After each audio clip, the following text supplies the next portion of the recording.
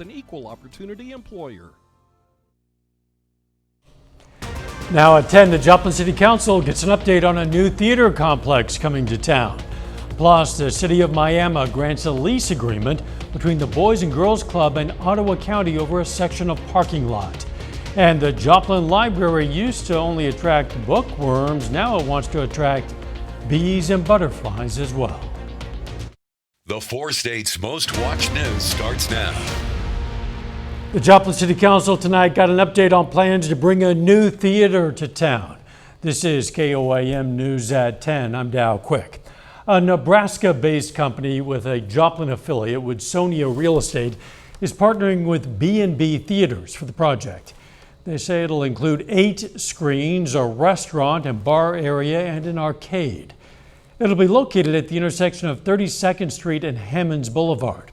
The city has already set up TIF districts to fund it. Tonight, they discussed the development plans. It makes me feel ecstatic, knowing that they have been to Neo Show and have seen that great place, how clean it is, how wonderful our staff is. We are going to bring that and more to Joplin. That new theater is expected to be up and running by 2025. It'll be part of a site that'll include a new Menards store and multi-family housing, both of which are expected to open next year. The City of Miami, Oklahoma approved a motion to continue a lease agreement between the city and the Boys and Girls Club of Ottawa County for a section of a parking lot behind the Coleman Theater. They plan to add a gymnasium on the back of their new teen center building downtown. However, there's been some pushback by members of the community with concerns that the gym will take away downtown parking. The Boys and Girls Club has been working on this project for 23 months and say they've worked with an architect to redesign the parking lot and found that the redesign could add more parking spaces. When we redesign the parking lot in its current state, it doesn't meet city code. And so if we were to design that parking lot to actually meet the city code for the width and the guidelines of parking spaces, we actually add an additional 2 parking spots. The city will now move forward on creating a lease agreement with the Boys and Girls Club of Ottawa County. Pittsburgh city officials say residents' information is secure despite a cyber attack on city government over the weekend. Pittsburgh's city officials were notified at 3 a.m. on Saturday that the city's servers were victimized by ransomware. The cyber attacker or attackers stole encrypted data and demanded money from the city. Officials disconnected the servers so the ransomware wouldn't spread. Our focus over the weekend was to make sure that operations just continued for the public. So I think we're in a pretty good place with regards to public safety, police and fire, water and sewer. All of those things will continue uninterrupted. City officials say everything should be back to normal next week. But the beautiful weather continues. Let's check in with Chief Meteorologist Doug Heddy. Yeah, it turned out to be a great Monday for us today after a fantastic weekend. A little bit on the warm side, but still not bad. 89 for a high. Cool start, 53. Our high above our average high of 81. Average lows 59 degrees. 97 was the record set back on this date. All right, most of us are still sitting low to mid 70s across the area. We look pretty good. We do have some mid and upper level clouds which are starting to sneak in, and that's ahead of our next little wave that is building out across western Kansas. You can see a couple little showers popping up, but those are going to flare up as we get into the overnight hours tonight as this wave starts to head toward us. So it's going to be quiet at least the next several hours, but look at a few random showers start to get going very late tonight into tomorrow morning, and then they kind of increase a bit as we go through the morning hours. Very light, very scattered, but they're going to be out there, but rain chances increase late in the day. We're going to talk about that here in just a bit. See you soon. A father and children's pastor in Shawnee, Kansas is facing multiple charges after he allegedly attacked his family and set their house on fire over the weekend.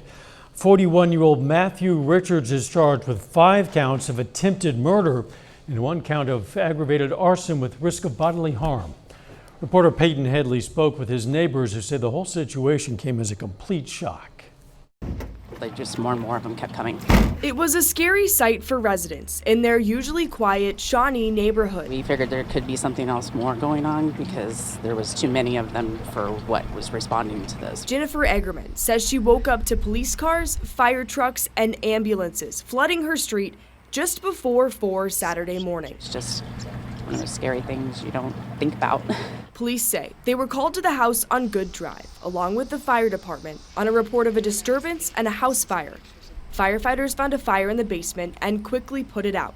7 people, including the suspect, were taken to area hospitals to be treated for injuries. Saturday afternoon, police said those injuries were different degrees of cuts. Police say the suspect, Matthew Lee Richards, is the father and husband of the victims. Pretty scary. I'm real sad that, knowing that we've seen those kids out playing in their driveway with their family. Dad's walking the kids up and down the street with the dogs. Now, their toys remain in the front yard, blocked off by crime scene tape, as investigators work to find out what happened inside their house. Richards is being held on a $5 million bond. Missouri Southern says it saw an increase in new student enrollment for the second year in a row. The university says enrollment of new freshmen, transfer, and graduate students increased 6.5% this semester compared to a year ago. Comes after last year saw a rise of 1.7% compared to 2021. Overall, Missouri Southern's reporting just over 4,100 students currently enrolled, which is a 1% drop compared to last year.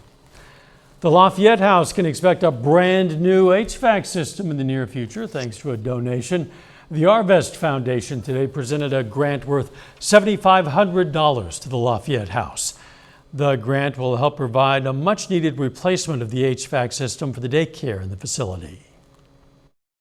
Especially during the summertime when kids are here all day long and we're going in and out the doors outside and coming in from the hot playground, and air conditioning is definitely going to be really beneficial. And at the end of the day at 3 o'clock when they come in from school, it's still pretty warm in here and we just want to come in and cool off. The Lafayette House provides a safe sanctuary for mothers and their children who've suffered domestic violence. There's a new buzz around the Joplin Public Library. Officials today work to install a new pollinator garden. It's designed to provide a space for butterflies and bees and birds. The idea got started by 3 Missouri Southern students as part of their capstone project. Those students also raised the money to pay for the garden, which officials say will be a great addition to the library. These will not take over the grass. The grass is very dense. It's not going to invite any of them in. Hopefully they will take over the mulch.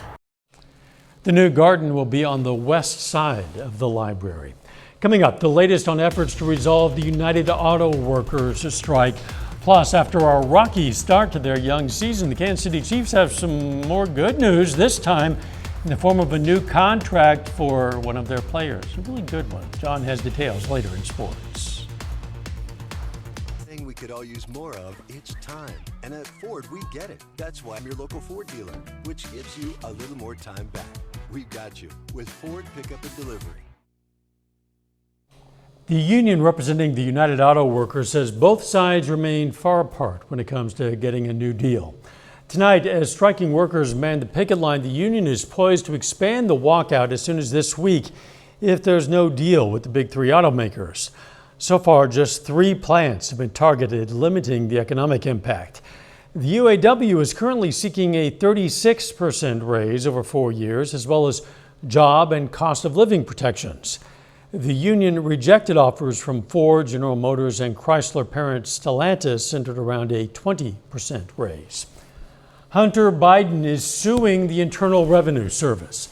The president's son says the IRS unlawfully disclosed his tax return information and agents failed to protect his private records. The lawsuit centers around disclosures made by 2 agents and their lawyers in public statements, congressional testimony, and interviews. Hunter Biden is seeking all documents involved, $1,000 for each unauthorized disclosure, and attorney's fees. Several wrongfully detained Americans are on their way back to the U.S. following a high-stakes diplomatic exchange between the Biden administration and Iran that included a multi-billion-dollar deal. Reporter Skylar Henry has the details as critics express concerns over the swap. 5 Americans are finally homeward bound after being wrongfully detained in Iran. Following months of secret diplomatic talks, Iran released the Americans as the Biden administration unfroze nearly $6 billion in oil revenue for the Islamic Republic. It's very good to be able to say that our fellow citizens are free after enduring something that I think it would be difficult for any of us to imagine. In a statement celebrating their release, President Biden also called on Tehran to provide a full account of what happened to Bob Levinson, an American who went missing years ago. But some critics, including a number of Republicans, say the deal with Iran could incentivize hostage-taking and worry the money might be used to sponsor terrorism. These monies can be used to support terrorist organizations, Hezbollah, Hamas, and venturesome actions of Iran. The Biden administration says the U.S. Treasury can prevent that and only allow humanitarian purchases such as food and medicine. The funds were moved to another bank where we have absolute oversight of how they're used, and we have absolute confidence in the process and the system that's been set up. Meanwhile, tensions between the two countries remain high on several fronts, including Iran's nuclear program and Tehran's sale of bomb-carrying drones for Russia's war in Ukraine. Skylar Henry, CBS News, Washington. In addition to releasing the funds, President Biden also granted clemency to 5 Iranians who are facing charges in the U.S. for nonviolent crimes. The administration also announced new sanctions on former Iranian President Mahmoud Ahmadinejad and the Iranian Ministry of Intelligence. A little bit later, the Lions look to gain some momentum after back-to-back wins. KOAM Sports Director John Dales has details on MSU's plans heading into Week 4. And we also have some rain, which is back in the forecast. We're going to check that out coming up. This is home. Crossing Casino, Pittsburgh, Kansas. Your entertainment destination. Must be 21 or older to attend. Entertainment schedule is subject to change.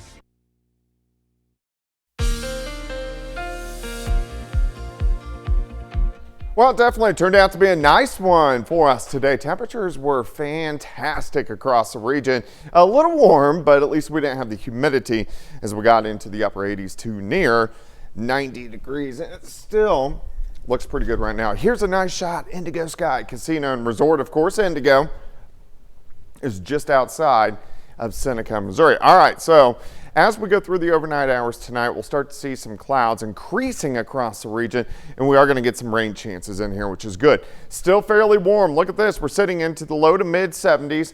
Let's go to 7th and Rangeline, 76. Visibility at 10 miles. Pretty good. Southerly winds at about 5 to 10. Nothing showing up on the radar as of now. If we widen the vantage point, you can see a couple little showers for our western counties. This is our next wave. It's fairly weak, but it's going to head right in as we go through late tonight and then into tomorrow and also tomorrow night. Now, building in right behind it, here's another wave.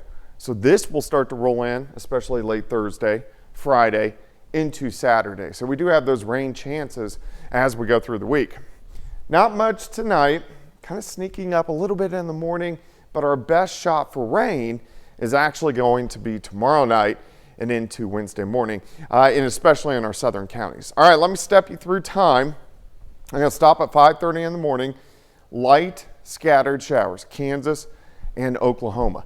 As we continue through the morning hours, it picks up a little bit in our western counties. So here's 9 a.m., but still not much has worked into Missouri. As we continue to about the noon hour or 1 o'clock, scattered showers, mainly our southern counties. So all day long, it's mainly just going to be cloudy with some very light showers. As we get into the afternoon, it starts to increase a little bit. Here's 4:30, scattered thunderstorms, Kansas and Oklahoma, and the farther south you go, the stronger those storms could be. I don't really anticipate much in the way of strong storms here or anything severe. All right, let's continue tomorrow night. Showers, thunderstorms, here's 9 p.m., especially along and south of I-44. As we work through the overnight hours, so now we're at about midnight, 1 o'clock Wednesday morning, scattered thunderstorms, some heavy amounts of rain. Southern counties, northern counties, you just kind of stick with those light showers. Scattered thunderstorms. Here's 4 a.m. on Wednesday. Still, we're going to have some showers around Wednesday morning, and then all of this will rotate out of here once we get into Wednesday afternoon. So how much rain could we get? We'll have to see where those heavier bands set up, but it looks like by far the heaviest rain is going to stay far southern counties. Grand Lake, Veneta, Bentonville. As you get up to the I-44 corridor, a little bit less, not a whole bunch at all in our northern counties. Day planner for you. Mainly mostly cloudy skies for us tomorrow. 69 in the morning, 78 by noon. High temp right around 82 degrees. And again, the showers we have tomorrow, very light, very scattered. 82 tomorrow, 77 Wednesday, 84, some thunderstorms late Thursday. Rain chances increase again Friday, and then heading into the first half of the weekend. Yeah, we need showers that are more than light and more than scattered, but we'll take what we can get, I guess. Yeah, any drops we'll take. Thanks, Doug. The Ottawa tribe is mourning the death of its chief. Chief Ethel Cook passed away at her home yesterday. She'll lie in state until 4 p.m. Friday afternoon for friends and community members to visit. Graveside services will then be on Saturday, September 23rd at 2 p.m. at the Ottawa Indian Cemetery. Friends and family may send the family notes of encouragement by viewing Chief Ethel Cook's tribute page at brownwinters.com. Chief Ethel Cook was 72 years old. Still ahead, Missouri Southern football previews its matchup this weekend with Northeastern State. Plus, Patrick Mahomes and the Chiefs agree to restructure his contract. John Dales has those stories and more coming up next. Funeral prices. Pre-arrange at Bath Naylor and First School Funeral Home. Cumberland Furniture in Joplin.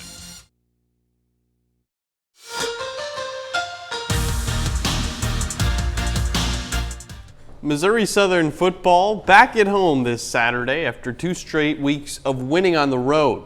Although the Lions have begun to pick up steam these past couple weeks, they said today they don't think about a contest at all once it's finished. Every week, Coach puts up a PowerPoint when we get back on Sunday, and he talks about, he scratches out the date of the previous week, and the only date showing is the next week, and it says biggest game of the year in quotation. So as far as a team standpoint, we come in every week ready to go, like it's the Super Bowl, like it's the MIAA championship game. It doesn't matter. We're going to come and perform, no matter the opponent. These guys have a high motor. We rotate quite a few guys so we can keep guys fresh, and so they're continuing to get better. I mean, we're only 3 games in, and I anticipate us continuing to get better week in and week out, and that's the goal. The Lions' opponent, Northeastern State, comes into Saturday's game 0-3. Coach Bradley says that's a deceiving 0-3, though, given that they've played 2 of the best teams in the MIAA in Fort Hays State and Emporia State.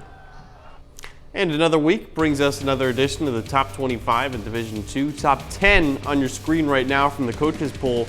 Pitt State staying at number 3. No first place votes for the Gorillas after winning 38-37 on the road at Central Missouri this past weekend.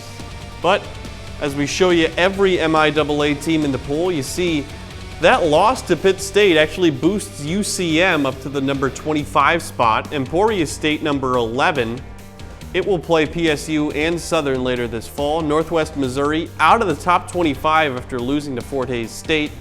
And Missouri Western receives a couple of votes after they start 2-1.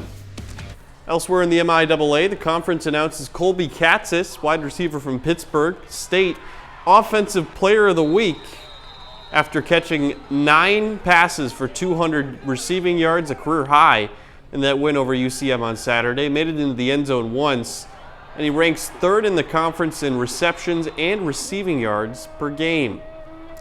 In NFL news, the Chiefs and Patrick Mahomes agreed to a contract restructuring, which makes him the highest paid NFL player over a span of 4 years, from 2023 to 2026. In that time frame, Kansas City QB is guaranteed over $210 million. And Mahomes' contract extension with the Chiefs runs through 2031. 2 sides agreed to revisit it again in 2026. Entering today, Mahomes is the 8th highest paid player in the league. Now he's number 1. And with Kansas City taking on Cleveland today in baseball. Royals trying to get a win, starting their second to last home series of the season. Facing the Guardians. Starting this one out in the second. Guardians up 2-0. Comebacker right up the middle. Loose glove from Cal Quantrill. He's able to recover and still get the out at first. Royals down more later. This is going to make it a 4-1 ball game over the fence in right field. Royals deficit gaining, but Nelson Velasquez steps up to the plate. They got him in a deal with the Cubs this summer, and he's really paid off for that. Home run for him cuts the deficit a little bit closer, down to 4-3. Then, as part of a 4-run 8th inning, doubled down the line in left for Drew Waters. 2 runs are going to score. Royals come back in the 8th inning. They end up knocking off Cleveland 6-4. Royals get a win and the Cardinals get a win. We're kind of getting towards the end of the season, only about 15 games left for each of them. Just playing for pride at this point. We'll be right back. Go to all kinds of links to be healthy and relaxed. But what good is all that if the air where you live and breathe isn't what it should be? It's time to rethink your air. Let Linux. In the Japanese invasion of the Aleutian Islands, we're proud to salute Ralph Gildart, a 4-state hero. The U.S. Postal Service's annual Letters to Santa program is now accepting letters. The program, which helps kids in need have a great holiday, is now in its 111th year. The kids can write a letter with specific details of what gift they want. The requests are put on a website. Generous strangers then adopt letters and send the gifts anonymously.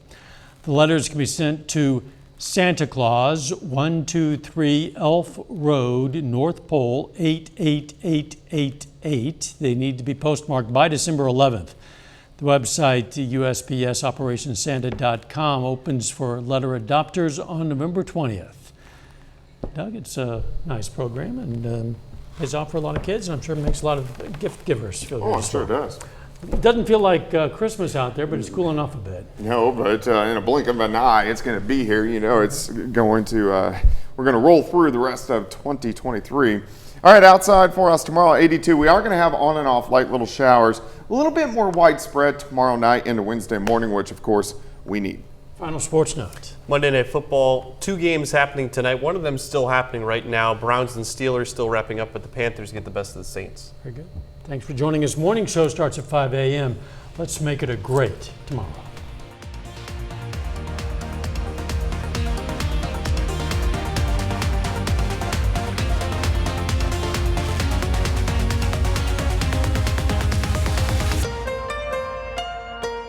KOAM News is sponsored by Aaron Sachs & Associates, proud partner of Travis